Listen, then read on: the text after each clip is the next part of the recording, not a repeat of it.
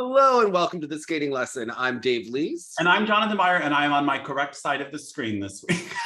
Yes, I'm so sorry. We logged in at different times in opposite orders last week. So my fault. I should have clicked on the link first. So, well, this is the skating lesson. This is this and that. We are going to be discussing everything going on in figure skating this week. Junior Grand Prix wrapping up, as well as the Budapest Trophy. So if you are new here, please subscribe below, smash that like button. Jonathan, it's that weird week that's, how do we put it? The dregs of the coffee pot. We're ending the Junior Grand Prix. This is not one of the senior Bs that people fight over going to. Clearly, yeah. Yeah. Yeah. Mm-hmm, mm-hmm.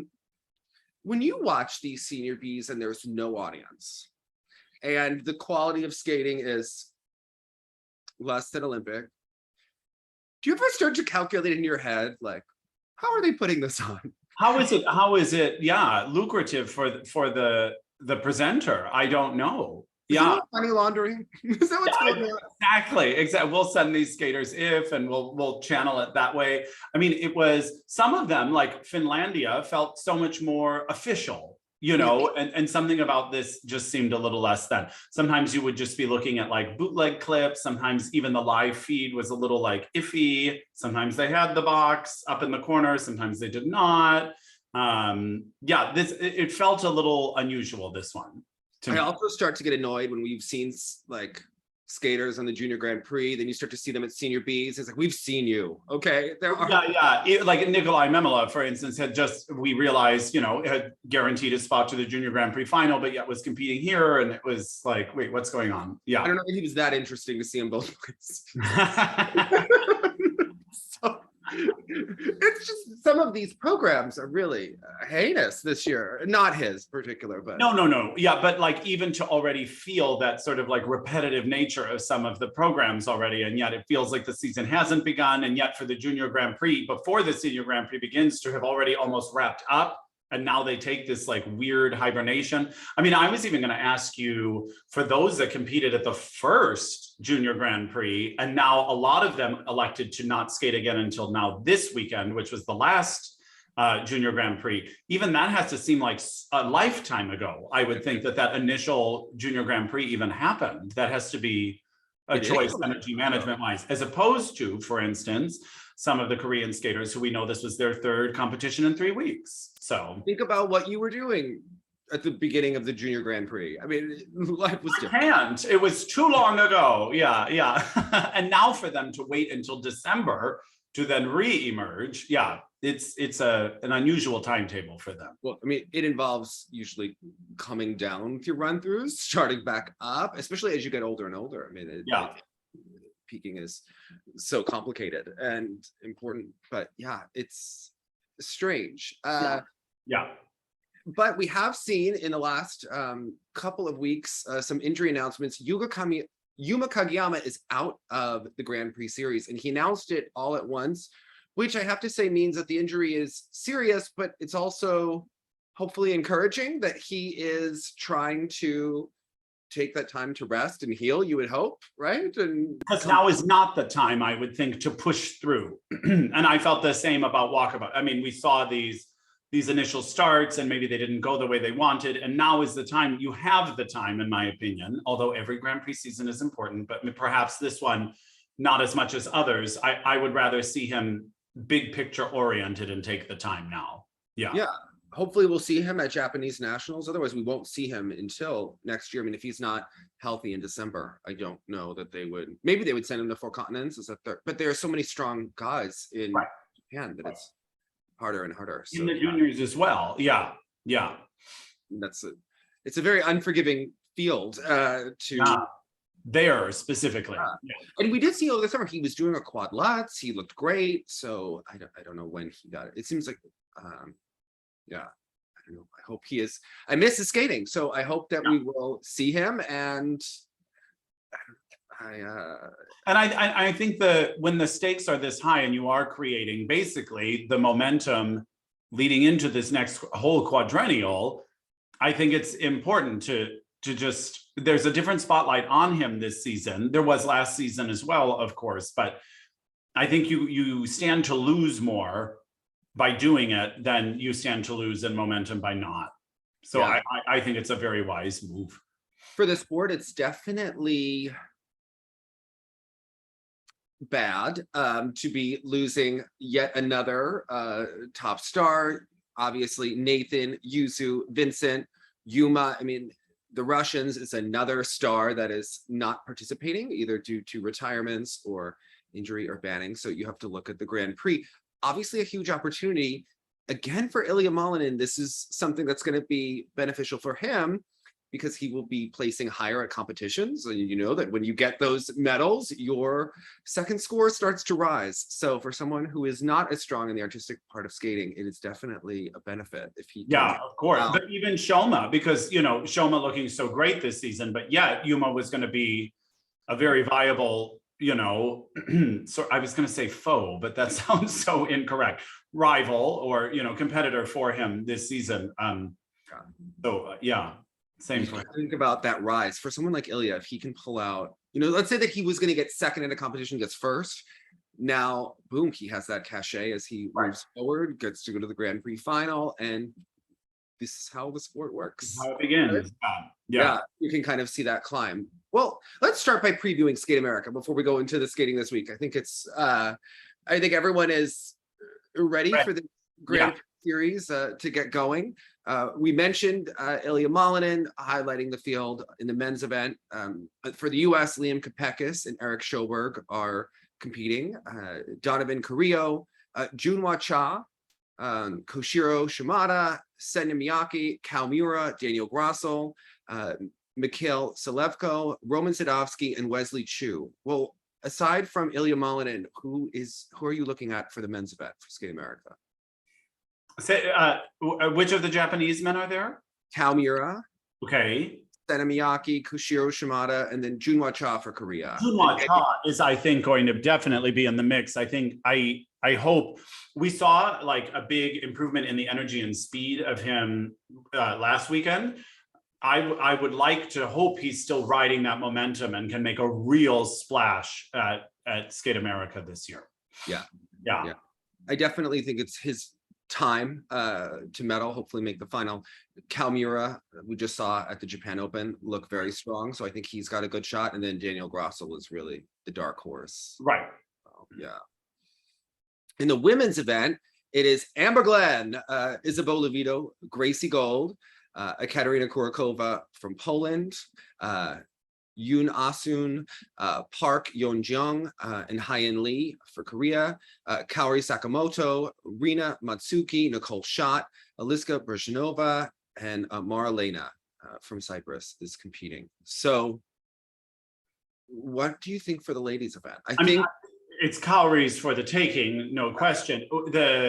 The person I'll be most interested in seeing, I was a little disappointed. Hyein Lee sort of didn't start the season maybe as she had hoped, and I don't know that the material is potentially as I had hoped, but I'm very intrigued, of course, to see how Gracie does, because again, they're already rolling out the same articles they roll out every year. She's found a new love for the sport. Now she's this, it's, you know, on repeat, the PR, but this season does feel a skosh different. Although obviously not the greatest of outings last time, but the fight was still there. I don't know, this with her, it could go one of two ways, and so I'll be really intrigued.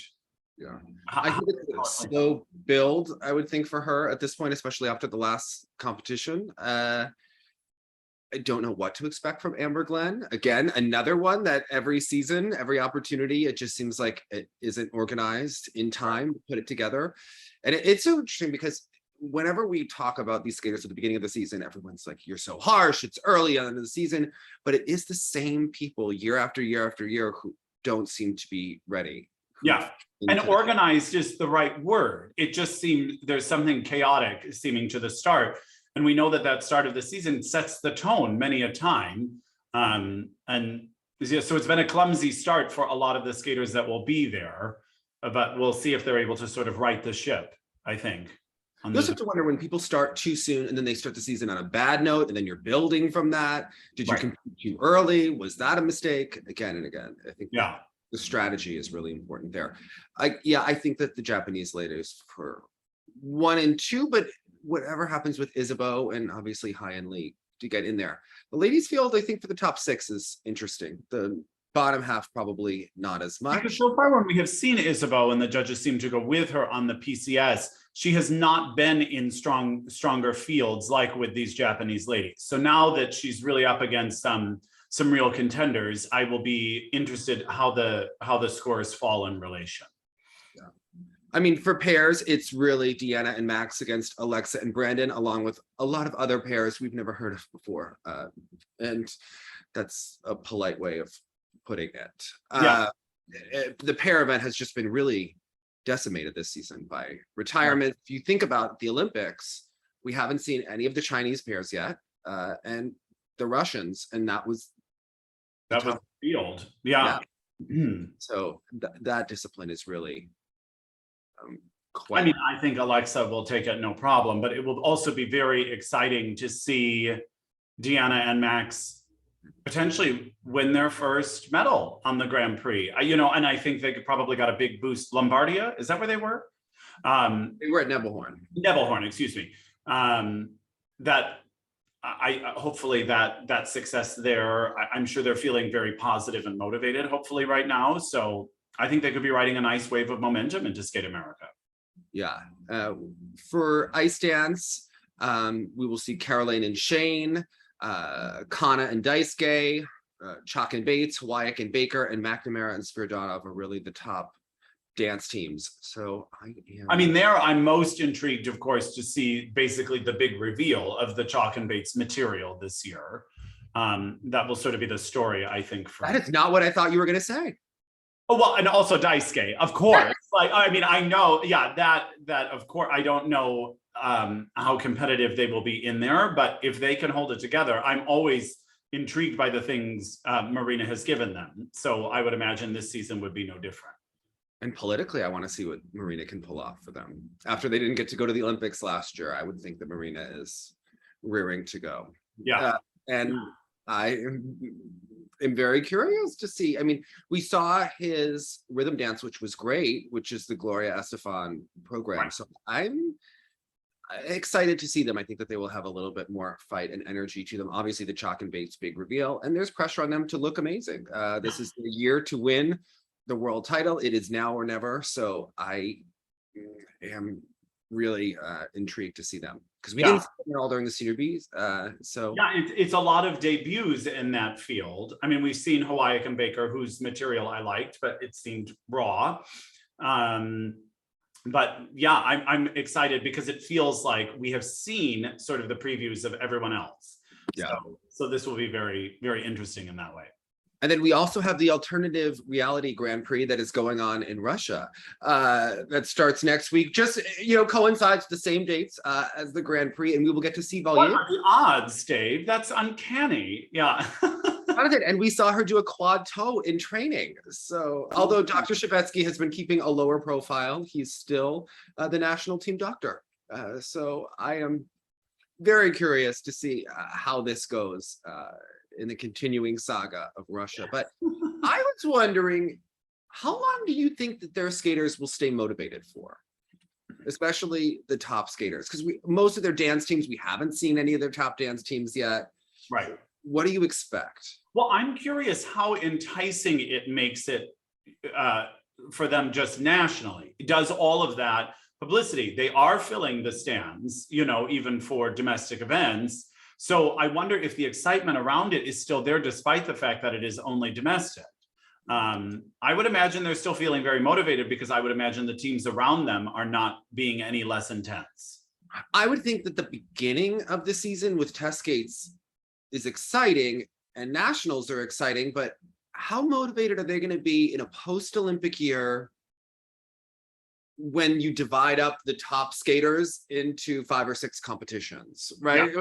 If you're only going against Tuktamisheva, already Sherbakova is not competing, Trusova is injured, we likely won't see her competing, Valieva, Kosternaya is out, Valieva is competing, so it starts to actually not be quite as deep as it was in the past. They do have some good juniors coming up, but Maya Homich was injured. We haven't seen Usacheva, who's coming back, so not quite as strong as we saw in the past. Well, and I'll forever remember it was when they were first sort of debuting in the late 90s, the Grand Prix system, and then it culminating in the final.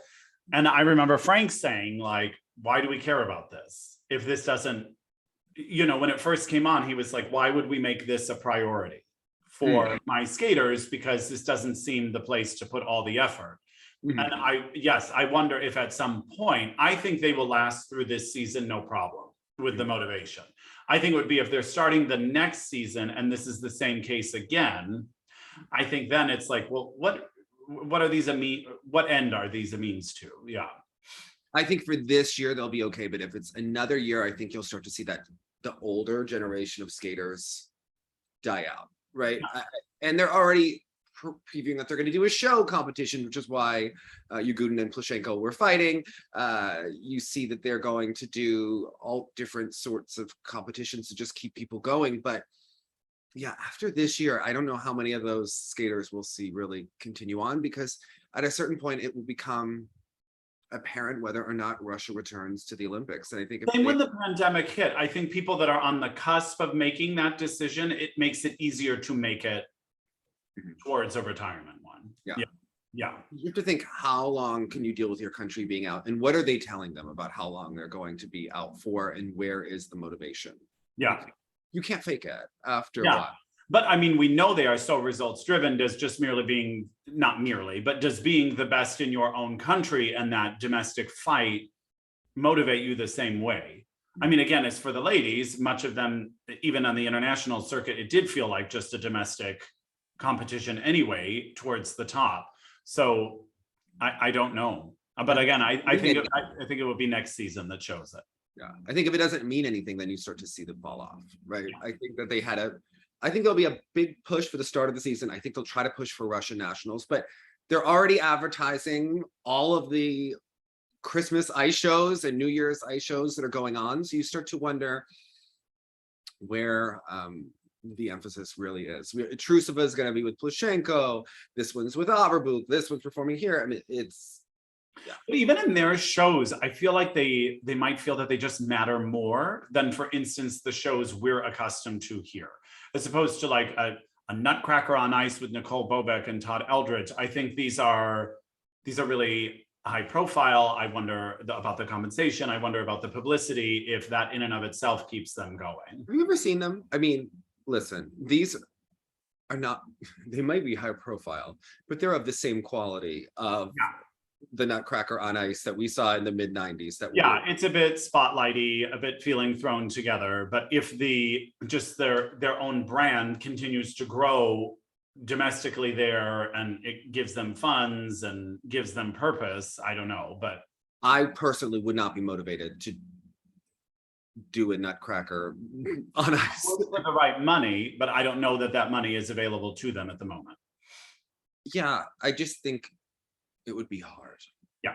A real challenge. Knowing the intensity of a lot of their training situations, that's a lot of intensity to keep up with potentially little payoff. Yeah. I think, I don't know. We'll have to see what happens. This year will be really interesting as we get in and what happens with them. But obviously with the way the war is going, it doesn't seem to be slowing down any. Right. And they brought up the opportunity for athletes to speak out, to be anti-war and not have supported the war. And of course, they've all said that they wouldn't do that. So, they'd lose the federation that helped them. You know what I mean? I can't see anyone actually doing that. It would be career suicide within Russia. Because everyone always asks, well, why doesn't Evgenia compete for Canada? Think about what would happen to her in Russia and think about where she would have to make money for the rest of her life, right? It would really change. Look what happened when she merely trained there. I think someone might have been a little angry that she was training there. That had to do with perhaps. Yeah. That backlash was as if she had chosen to represent Canada as opposed to merely train there. Yeah. But did you notice that Diana Davis trains in the US and they haven't had any backlash? Funny. Yeah. Details. Yeah. Well, Queen Sandra is involved in another show that is bringing skating to us. Before we talk about the actual events of this week, it's one of the more intriguing things because this is going to be a reality show in Canada that has the potential to be picked up by HBO in the US. If it does get picked up, it would be on HBO. It's by the comedian from the Baroness von Sketch Show. And I am not familiar with Carolyn Taylor, but that is who the comedian is. And she does have some famous clips, especially in Canada. There's an article, I will link to it if you haven't read it. It's an interesting thing. It's about a comedian who was obsessed with figure skating at the 1988 Olympic Games. She loved Katerina Witt, Brian Boyd Thompson. And they're having her do it, but she wasn't a Liz and an Orser fan. Get this, she was driving in her car, heard a song, and started imagining herself choreographing a program to it. I don't know if you've ever had that experience where you hear a song and you see movement. Been there. And the premise of the show is that she wants to choreograph for a team, only she has absolutely zero choreography or skating knowledge. So it's about that journey to actually choreograph for a team. And so it's really one of those reality shows that's obviously produced, but it's also actually happening. And obviously the premise is absurd and it's a little bit of a show within a show, but it is about them. But with Sandra on board, I have hopes that it will remain, I don't know, that it will remain classy, I guess is the word I'm trying to Sounds like it's going to be classy. Because again, as in the past, when we're like combining comedy with skating, it's always like the same list of jokes or gags and all this sort of stuff. And so yeah, I will be intrigued, especially as she is contributing to it, that it could actually be very interesting. And I think if it's good, I think it has the potential of getting picked up in the US because Sandra's involved, right? And she was obsessed with Katerina Witt and Brian. Right. Who are Sandra's big clients of all time, Katerina Witt and Brian. Right. Could you get them to get the cameos for the end? I think that if done well, come on. I told Sandra, I said, I'm not watching this damn show unless Katerina shows up to the performance because she's choreographing for Katya Gordieva and David Peltier. Ah, okay. And I said, if they are there, I will absolutely watch. And I mean, I would watch it anyway, but come on. Don't you want Katerina to make a cameo in the last episode with people loving her and yes, Boa and she would do it. She would be all about it. Now, because what was the last show you had me watch that I was like, oh dear, where Evelyn and Trent were the that was Spinning Out, Jonathan. That was on Netflix. Okay. Yeah, and it was with another one of those. But again, I doubt Sandra was involved with that one. So again, speaking of those kinds of shows, I'm watching the Russian one. Oh my God. Okay. I had Valeria Mazarsky. I'll send you come on a TSL Live it was Wednesday. I had her on because she was watching The Last Axel and messaging me and said, you have to watch it. Well, my Russian's not good enough to watch it on my own, especially without subtitles. So you can kind of tell what's going on if you watch it, but you need someone to explain to you what's going on. So Jonathan, it's clearly based on Sambo 70. The actress is some famous Russian actress who's playing a coach, just like Eteri. I mean, she has the face mannerisms down. She doesn't have the curly hair. She has straight hair. Okay. They have the Dudikov be a female, which is different. Okay. The doctor in the rink. Okay. And Alexei Yagudin is playing the Danny G character. Like with a comb over. Oh my God. Yeah. And it's like kind of Black Swan vibes. Oh, okay. There's a character who's clearly based on Kosternaya. It's unclear if the main character is Medvedeva, Valyeva, Zagitova. She's kind of a hybrid. Okay. There's one that like kind of has her hair like Anna Sherbakova, and she's kicked out for being anemic. And she's kicked out of the rink. And at the end of the first episode, when she's like, it's so Black Swan. She's putting on her makeup. She's sitting in her skating dress because they've kicked her out of the rink and the competition is the next week. And then she goes to open the balcony and they just like move away and you hear a siren because obviously like she jumped. And it's like, this is a Russian version of Black Swan meets the ice. Yeah. Where are you watching it? I'm watching it on the Russian channel, but we did show it on TSLF. I'll send it to you. And it is. Okay. Yeah, I'll be very intrigued. I mean, I think it's what we need. And Medvedeva makes a cameo in one of the episodes as herself. Okay. I don't know. It is the best hot mess I have seen. Okay. I mean, literally the main character is going, she's like begging the character based on Eteri to take her into the ring. The character's name is Marina, right? She's begging Marina to take her. She meets a random guy on the street when she gets out of the subway and he's like, come live with me. And she's like, sure. I mean, what could go wrong, Jonathan? Yeah, no, that sounds totally safe. Yeah. They're hooking up at the end of the first episode. You know, what could go wrong? I'm in it. All right. That's really funny. Okay. This skating is as good as we usually see in one of these shows. She keeps showing her backspin again and again and again. She's really mastered that element, but getting all the points. Yeah. Oh my God, you've got to see it. Like it is what we deserve. The fact that it's clearly based on Eteri, incredible. And again, you know, they didn't even need to add much, that it often will just write itself. Yeah.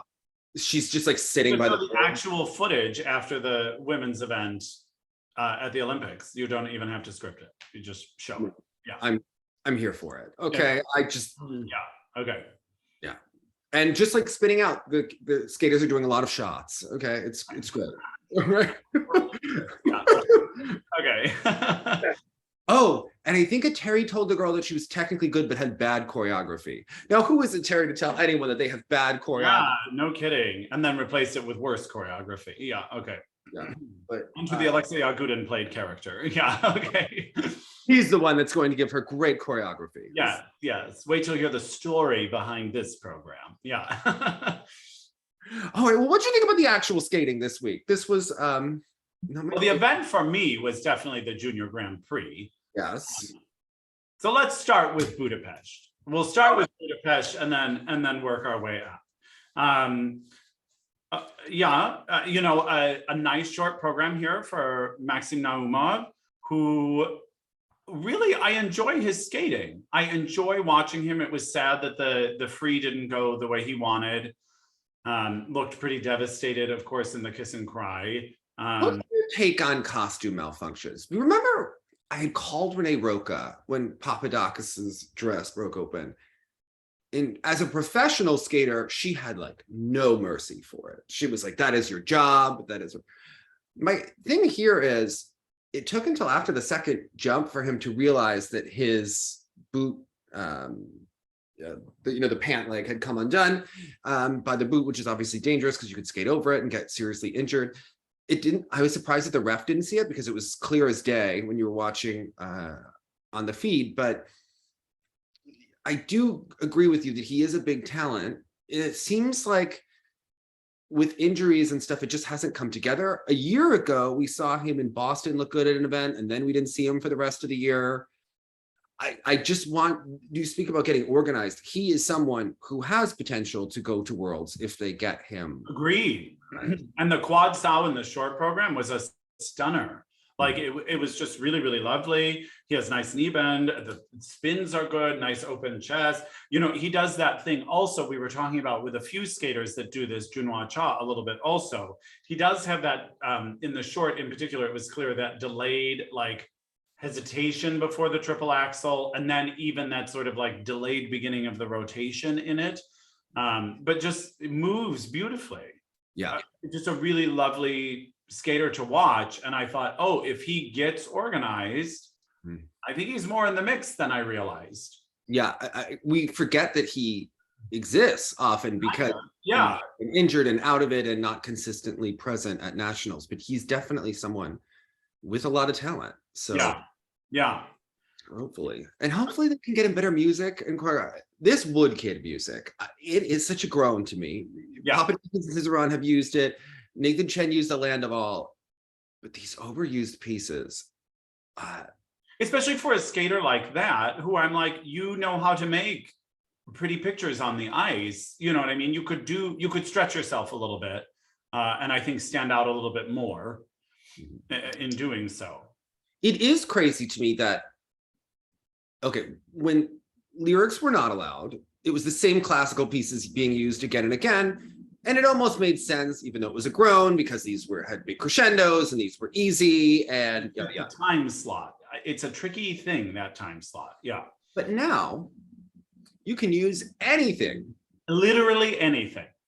Do you think that the options are almost too big, that people just narrow them down to nothing?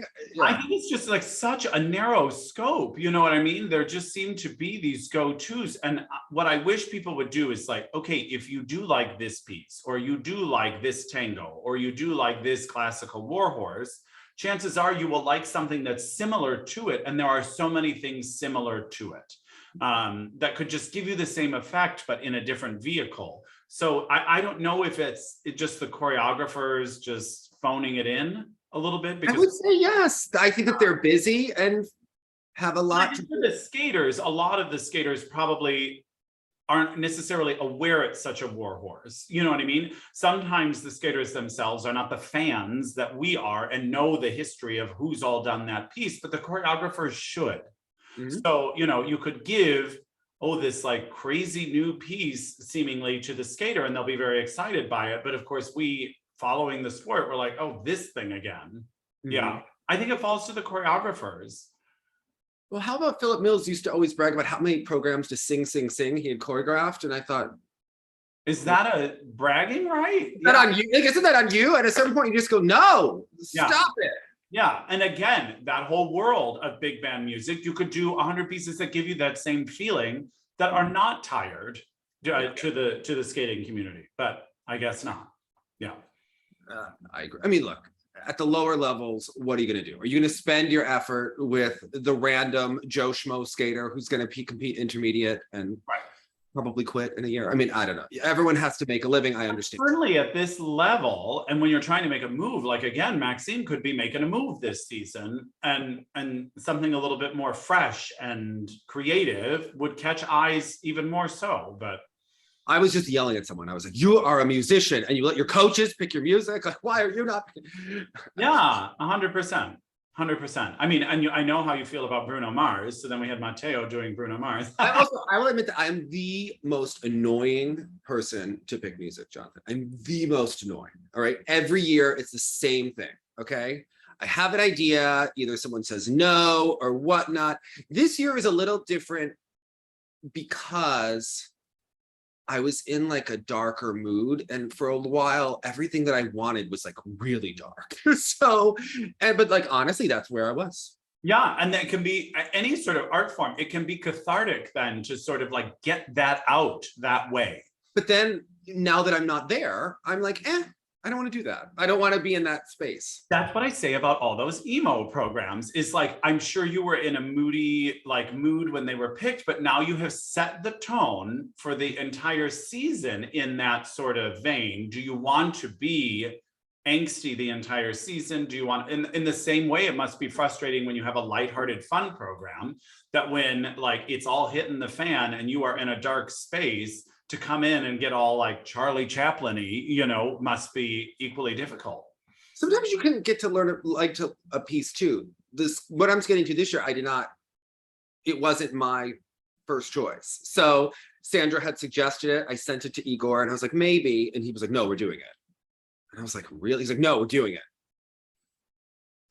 Well, and that it's a fine line between what instinctively are you drawn to and what is like kind of a good nudge into a direction, because you will. I have always had certain pieces on the list, like year after year. I'm like, do I like it? Is it dated? Is it too? And I put a piece on that's always been on my list year after year. And when we actually did it on the ice, I was like, I don't feel this at all on the ice. And I thought that I would. And we were just. And sometimes you don't know till you try it. Yeah. So that's the thing. Yeah. But I think a lot of these, they're just slapping these programs together. Yeah. Okay.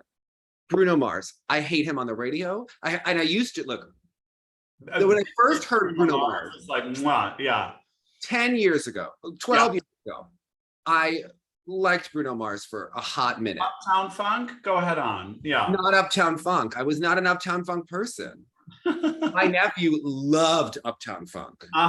We're basically the same. Yeah. He loved the Justin Timberlake song from the Trolls movie. He loved Uptown Funk. I didn't like 24 Karat Magic. That was never my song. I liked the Make It Rain, or no, not Make It Rain, but When It Rains, whatever it was. It was raining, okay? And I no.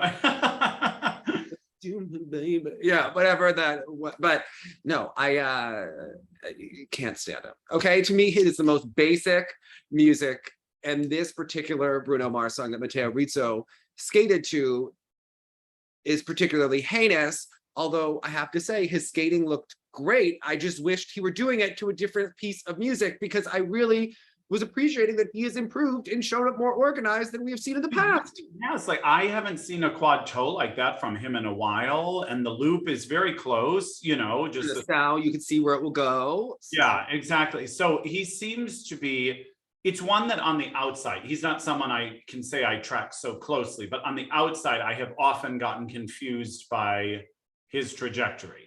I mean, placing above the two other Italian men here who are really in the mix, because Frangipani is doing very well.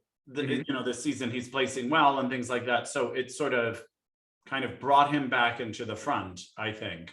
And just nice to see him do well. So, yeah. And even in the short program, you know, I kind of got no program, kind of generic, whatever. And then once the jumping passes were finished and the music picked up, so did he.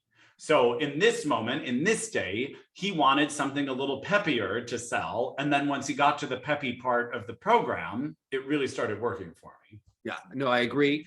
I didn't like the Bruno at all, but I really liked his skating. I didn't like the costume. To me, it looked like something like with all designer labels, even though there weren't. It was that same kind of style, and I just not my cup of tea. But again, I think if you're Matteo right now, the job is to just get those jumps consistent and going in order to sort of be back in the group of men that will factor. Also, it's fantastic for Italy that they have three guys that are really going to push each other and battle it out. And I think that we're going to. That's outside of Daniel. We have Daniel, Gabriel Frangipani, Matt, Nikolai, Matteo. Yeah, I mean, before, yeah. It's impressive. Italian men coming on so strong after the Sochi moment. You know what I mean? Where it's like, do we have any man that can just sort of fill in here? Yeah. It's nice to see. Yeah, isn't that how Tom Z got an Olympian from Hall, right? Didn't Tom get? It was. I just thought because at that time they were close to sort of being in that mix, because they had Carolina and they had the ice dancers and they had the pairs, but really it was the men that had fallen short for them that team year. But yeah, for the women here, Ava Ziegler really put it together. I mean, she is one where she is a bit wild, okay, with her jump. I was going to add, because it's a very swingy kind of jumping technique, it looks like, and it's also really exciting at the same time to watch. Yeah, but almost in that exciting is like, are you going to be able to hold this together, these sort of like landings? But here in the freeze, she was again more gorgeous skater. You have to, like, if you take the skating without the jumps, Ava is stunning. Okay, probably better than Lindsay, better than Isabeau. Like, really, her basic skating is fantastic. And when she puts the jumps together, it made it difficult for me. Which the sleepy, both they were both sort of like sleepy programs to me as a viewer. Interesting is that I've seen her practice both. I like in person when she skates to Adele. I don't know that it comes across as well on the computer, but when you hear it in a rink. I mean, there's passion in Adele's sound. It was still just sort of like a oof kind of energy. Yeah, but there is music can sound different in an ice rink a little bit. The way it, like in that space, I don't know. I've seen it in person a lot and I like it. I think it works in person. I don't think that it worked as well on this camera as it does in person. So, but she is really pretty skater. If she can be consistent this year, she's a little bit of a dark horse. That's kind of been her problem in the past. She had some injuries. Last year she was injured, but then she did well at nationals. If she can be consistent this year, I think she can contend, because we've seen like Lindsay's not as consistent this season. She struggled last week. Ava did better than in Budapest than Lindsay did a week ago. So she's definitely not out of it. Yeah, and Mariah now, of course, excuse me, formally announcing that. I was so surprised that people were surprised that Mariah was done. But I think that when you like a skater, maybe you were hoping, but I didn't see. Yeah. There didn't seem to be any indications that she was going to continue this season. Yes. So, and certainly her performance in Japan didn't look like she had practiced. About to start a season. Yeah.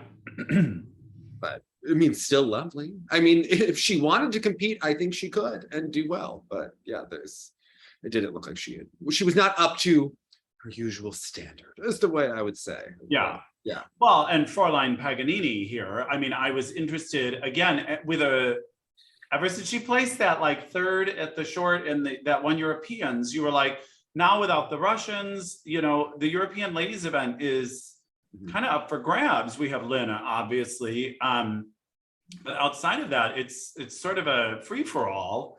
And this could be a real big moment. But again, I think set a tone in the short program. So maybe perhaps it was wise to just wait this one out as she withdrew.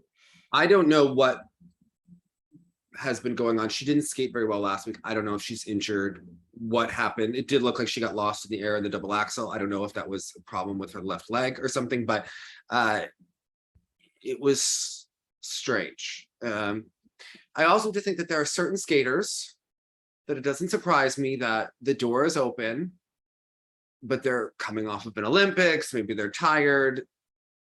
But to me, this open Europeans field could be a real motivating factor. That's, you would think. But then there are some people that are going to be like, oh, the Russians aren't here. I don't have to work as hard. Aha. Okay. And to me, that would be the opportunity to work the hardest. But there are some types where when they work only just as hard as they need to, when the field is tough, when the field is easier, they will work right. Okay. less just to stay afloat. That didn't even occur to me. But we're also dealing with people coming off of an Olympics when they're tired. So a lot of people will be like, how come Cowrie, I don't know, I don't like the new program. And it's like, Cowrie is not in her peak form. And this program is way more, give it 4 months. And then we'll talk about whether the Benoit program or this one is really better. Okay, let's talk. Okay, right. When you see Cowrie looking as powerful and consistent as she usually does, then we will talk. Like, right. I think that is. And it would almost seem foolish for her to be at peak form right now. Yeah, agreed. But with certain skaters, I mean, there was a story of Alexia going to a Europeans when she hadn't done a full run through. So I don't know what happened. So I guess thinking in my own way, that would stress me out too much. Like I wouldn't even be able to enjoy it because there would be too many question marks about how it would go. Certain people can turn it on. Ava Ziegler is one that skates better in competition than when you see her in practice. She's a fighter and a competitor. Yeah. Which is a real skill. Like she's a hard worker. She's run through the program even when she wasn't competing. What do you think? She still ran through the program. Yeah, no. That run through was better in competition. Yeah. There are some skaters that get in the habit of stopping the program when it doesn't do well. And then eventually you get to competition and it doesn't. So, I mean, and it's weird because yes, there are times that you miss a program, it completely goes kaput and you're like, all right, start the music over. But then there are skaters that starts to happen too much and then you get in that problem where they've actually never run through the program. I don't know if you noticed, but there's almost a vibe. Before Paganini stopped, you could tell that there was like an indecision when she was between like the second and the third jump where it's like, are we skating this program? Yeah. And certain skaters have that vibe in practice. The desire to stop and withdraw at that moment. Again, I only saw on the judge's sheet that she had announced that she withdrew. I did not see if an announcement was made as to why.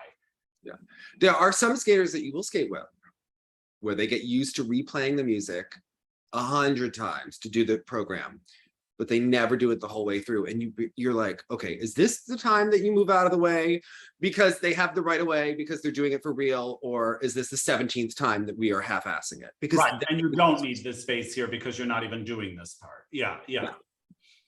So, and there are certain skaters that you will see that again, and they often go to competition and it catches up with them eventually. So. Yeah.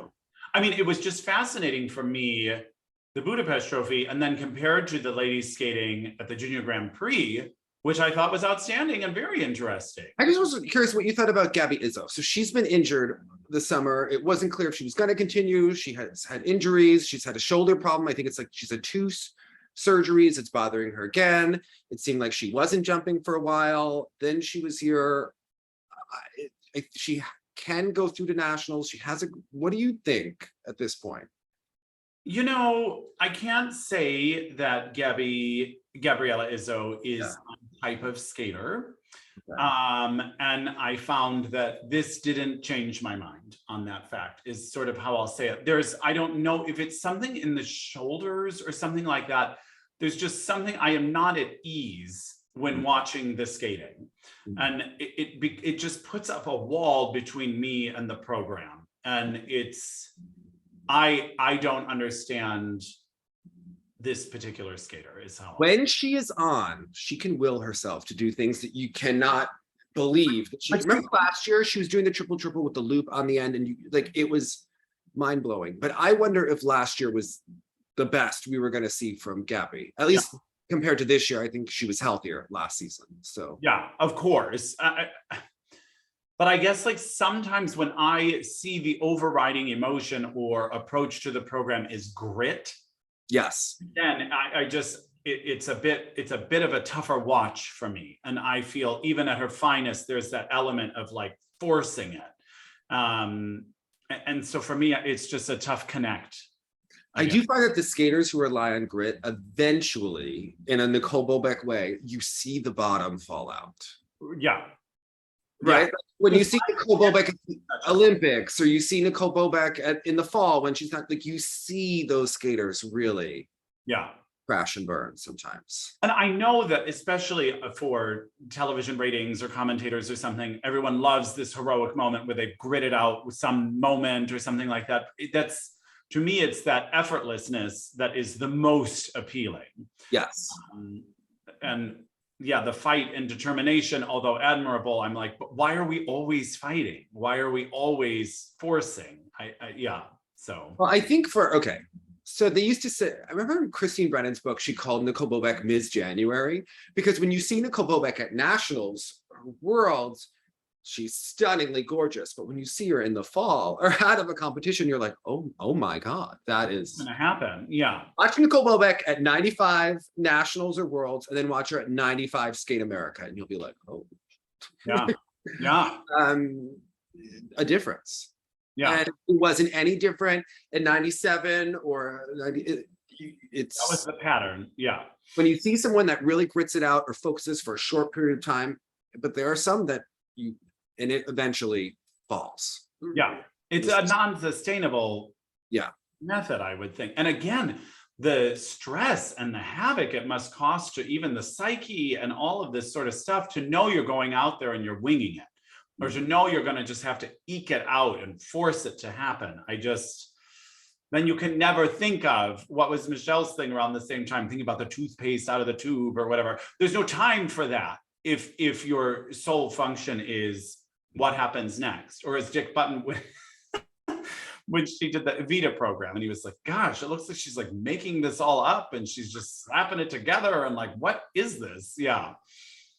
Speaking of Dick Button, did you see that video, the Dear Dick Button video that US Figures getting posted? And they didn't explain it. It didn't make any sense.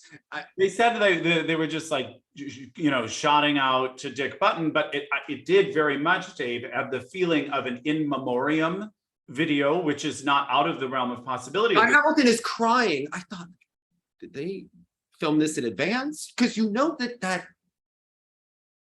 So, okay. It will happen. Yeah. Angela Lansbury passed away this week. You know that the New York Times has those bios done. Ready. They have the packages for Betty White done on TV. Yeah. They have the Queen's packages done so that they just hit play or print. Yeah. Yes. I was like, what is this? Like, what?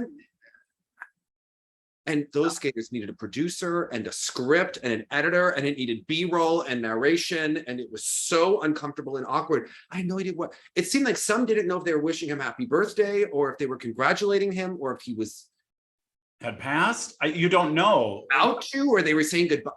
What the heck? Yeah. What, that video? Yeah. I mean, in the same way, you joked that like the Russian press always goes to their bingo card. And then I loved the campaign you did when you were like, what did you call it? TSL? But I stopped doing it. You want to know why? Because the fans who don't read Sports Rue, oh my God, they would dissect every quote, but didn't understand what people were saying. And the Jason, first of all, it was a total love letter to Jason. Okay. Yes. The whole thing was designed spoofing Sports Rue as a love letter to Jason. Okay. That everyone loves him. Should he continue? Right. But like people just start dissecting. Alex Rasha was like, yeah, if he's really going to compete and not just do shows. Yeah, of course. And people are like, is he saying that Jason's lazy? Like, no, he's talking in general about most skaters. But like, of course, a Jason Brown fan account, like, oh my God, this is going to become, someone's going to offend Jason now because God damn it. Like someone's going to think someone's calling him. No, it was a whole like, we love Jason. Should he continue? And it was just like, it was the spoofing. I found it very charming and it was all well-intended and delightful. I do think that we should do it though, for like real events to get everyone's opinion. Yeah. Because there were smarter people giving smarter thoughts. Yes, correct. Not just patriotic silliness. But Sandra went like 10 times deeper. She's like, well, I don't know if the Federation should play God. And then she started writing in, right? And then Elena Bechke was like saying the same thing. And I started even afterwards, like, you know what? People take the fun out of some things. You're like, I know, we're just trying to have a lighthearted moment, friends. Light. But in the same way, USFS does have their own version of a bingo card, which this was. And by the way, they did pay people to go to Skate America in the past. There was a big thing that Michelle was paid a lot of money in 2002 to go to Skate America. Right. Okay. And Sasha Cohen when she had to come back. So when Alex Arasha was referring to some people getting paid to come back, it was from like 10 years ago and not Jason in the present. Okay. So remember when Sasha came back in 2010 and it looked like she had never run through that Moonlight Sonata program because she had gotten injured, but she went to nationals anyway. Yeah. But I mean, but USFS has their own bingo card. And I think that this brought out their bingo card in the same way we watched that uncomfortable video where everyone was congratulating Nathan. You know what is the worst? When they only go with the Olympic champions and they don't do world champions. Right? Yes. Yeah. Okay, you're gonna do a tribute to Dick Button and you're not going to ask Michelle Kwan, who he covered her entire career for when she was like 12 and still of age, and he gushed more than anything. Or Janet, Janet, you know what I mean? Or where's Linda? Janet Lynn, you're not okay. He loved Janet Lynn so much he married her freaking coach. I mean, come on, like, come on. Like there were people that were just missing. No Ty and Randy, no, I mean, it was really, and then you have to get the international skaters. Of course, you have to get Katerina Witt talking about Dick, or you have to get other, and I get that they only want to do the Americans. It's like, but it's cringy to me when they only do the Olympic champions because some of them aren't good speakers. Yeah, and fair enough. So find the ones that are. Does he call them Dick Buttons? Was that a joke? Because she can't pronounce Katerina Witt's last name and she toured with her for over a decade and she says Witt every time. And there is no more American thing than when someone says Katerina Witt. Yeah. And I cringe every time and I love Christy in her statement necklace looking like a real housewife. But did she say buttons? Because it was like nails on a chalkboard when someone says Dick Buttons. Yeah, I was like, is that like a cute thing that they know? Maybe it was. Maybe that was like a cute thing, but I was praying. Jonathan, I'm praying because did Katerina never correct her? Right. And where was Roz, our favorite Roz? He said that she was Grace Kelly. Right. Hello? Yeah. Oh. Grace Kelly and Brooke Shields that year. Yeah. That video was so freaking cringy. Scott's crying he loves to cry on cue though. He is a performer. Yeah. These skaters are better in small doses, produced sound bites. Oh, it was awful. Give us that sentence, that poignant sentence, as opposed to like just an isolated. He seemed near tears too. The whole thing was just. Yeah, and confusing in its intent. Is this a birthday celebration? Is this a this? Is this a that? Yeah. Yeah, I didn't know, and I was just. I was saddened. Yes. I started texting people, making sure he was okay. Yeah, but for real, you would wonder. Jojo Starbuck visited him for his birthday. Okay, Queen Jojo. Where was Jojo in the video? Okay. Yeah, exactly. You know, there are few people that have come down from heaven to grace us, and Jojo Starbuck is one of them. All right. Olympic pewter medalist not invited, I guess. Yeah, unfortunate. Yeah. Oh man. Well, what did you think of a Junior Grand Prix? For me, I am all about Lucas Broussard. Okay, his personality is what the sport needed. We need him to have. Apparently, he landed a quad toe in practice on the first try, is the rumor. His triple axel, not the most consistent jump. He doesn't even do it in the free. Yeah, kind of lands in a lunge in the short program. I think you're gonna love him because, and give it a little time, because it looks like he grew about 6 inches over the summer and became a tall giraffe. But he can hold a position. Yes, so, I was just gonna say, and in spite of that, like every ending position was so sharp. The free leg was always so beautiful. That spiral before the triple loop in the short program was just extension. I mean, or just let him do reformer Pilates for like 6 months, grow into those limbs. I think he will be fantastic. His falling leaf that he does, he gets all of the spring and the lightness, and oh my God. And the back spiral in the free skate, actually, just a stunning moment. Just absolutely incredible. The leg after his triple toe, like I wrote the hands on the flying sit spin. Yeah. Do you remember in '94, they came out with like a CBS, like a gold VHS with like highlights of the figure skating competition? I remember this being sold in like Suncoast Video at the mall. Yes, oh my God. I looked at it every time. Oh, yes, 100%. And there was this picture of Tanya doing a spiral. And she always did these hands on her spiral. Lucas does a couple of Tanya hand moments. It's a nice homage. Not a compliment. Not a compliment. I always like when they show Tanya doing the spiral, it looks like it really pains her to get the leg up. Yeah, exactly. Very muscular legs. It's harder for some people. Okay. Yeah, she's choosing gravity to help with that technique. Why did Joan Rivers tell us God divides? You can't have it all. Okay. That's right. That's right. And the segment that follows is some of the best jokes ever in that stand-up special. But he was just delightful. And now, of course, talking actually about grit, focus, and determination. I hope I say this correctly. Shunsuke? Yeah. Okay.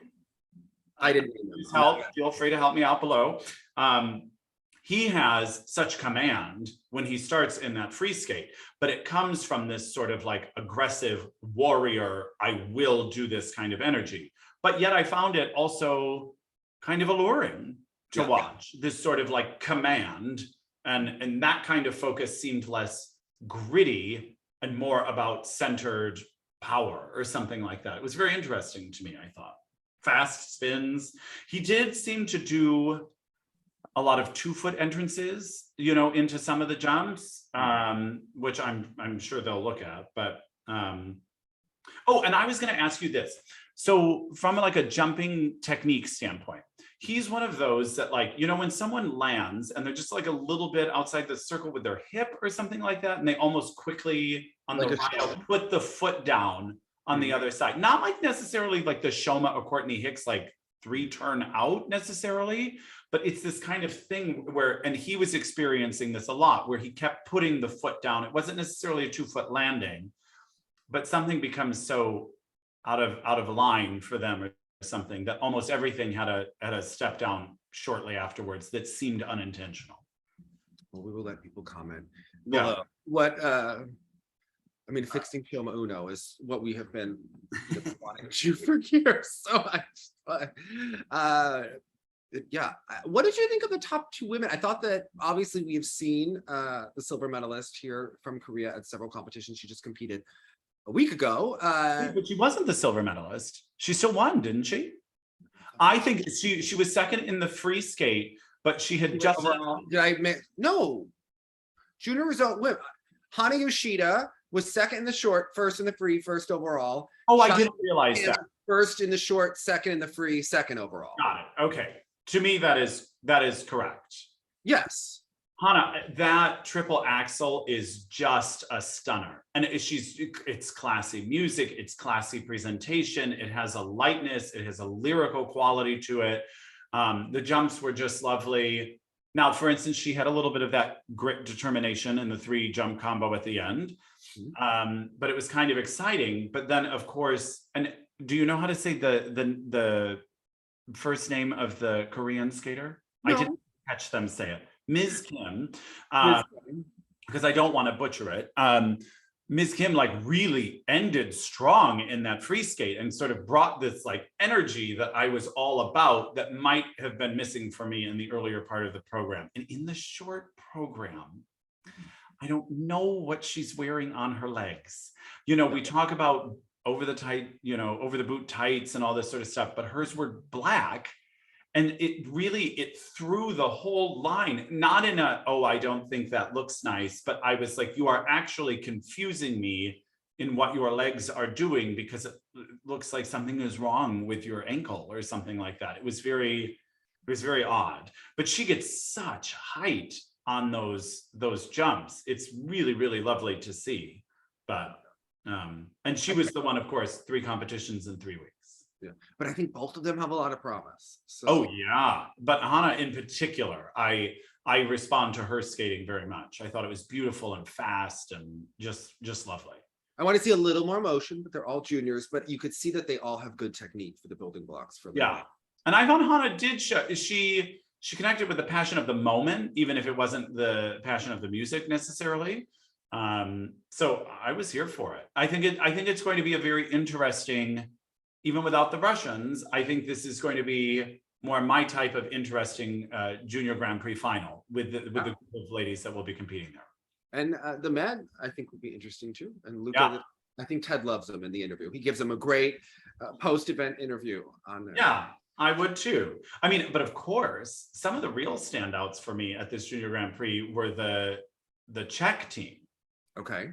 And the brother and sister team. And her dress is so long and scary in the flamenco, and it was catching on the topic. It was catching on certain twizzly moments, and but their energy is unbelievable, and you see it. They are wasted at the end. They gave it everything and never like stopped short of 1,000% until that music finished. I have never seen a team seem so fast and powerful and dynamic. It's sort of the route that I wished Hubble and Donahue had taken sometimes. A lot of people were like, why don't you like their material? What is it you want them to do?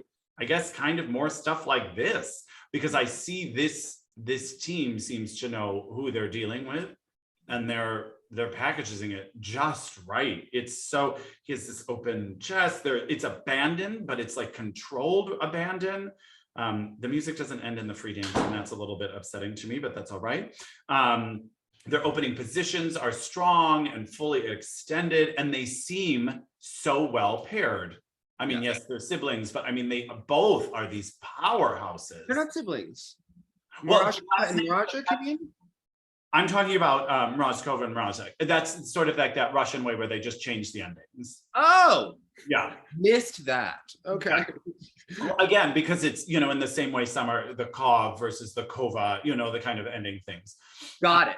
Well, I know it in the Russians. I don't know that many Czech people. So I don't. Yeah, it follows that same sort of like Slavic pattern language. Okay. No. But American. Yeah, no, I really didn't know that. Okay. Well, yeah. Of course, if you are a sibling dance team, instead of going cutesy, I love that they are going for fierce and powerful and commanding. And it's everything I want. I wish they were on the senior circuit. Yeah, I think that we will see them on the senior circuit soon. I mean, they have star quality, and I think they will dominate the Junior Grand Prix final. And yeah. But maybe please shorten the dress just like an inch. It's giving me anxiety in the rhythm dance. The seamstress. Yeah. So stunning too. And when she twizzles and it just like flows like that paso doble cape, you're like, oh my gosh, but you might trip. Yeah. So who was your moment of the week? I think it's the Czech ice dancers. Okay. Yeah. 100%. 100% the power of that free dance. And then to see how much it took out of them at the end in a positive way, like emotionally and just like physically, I loved that moment. For me, it was Luca in the short program. He has like 3 or 4 elements in a row right around his triple loop where it's just stunning skating. It was just everything. I don't know. Like usually someone's solo triple is not your moment, but the in and the out. They assign you the loop. You know what I mean? It's like, yeah, but it was like watching, you were start to see, because he's growing, right? But there are certain moments when he holds something and hits the extension just right. And you were like seeing a complete star. yeah. Amidst like this IJS skating and the ugliness of having to do all of it in the middle, it was just expansive and huge. And he did, you know, edges into a jump, into a spin, and it was all stunning. And you could see the well-rounded craftedness. Yeah. That's why I fell in love with the sport. I loved it. Yeah. Obsessed. So, Yeah. well, we want to know what your moment of the week is. And we'll see you next week for Skate America. Hold an edge and look sexy, everyone. Bye now.